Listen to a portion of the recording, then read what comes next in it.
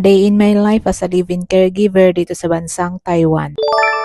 Halika, samahan niyo ako, maglinis tayo dito sa kwarto ni Lola. Ayan nga, ipapakita ko sa inyo kung gaano kalawak ang kanyang kwarto. Tuwing pumapasok nga ako ay sa isip ko na parang plaza, ay napakalawak.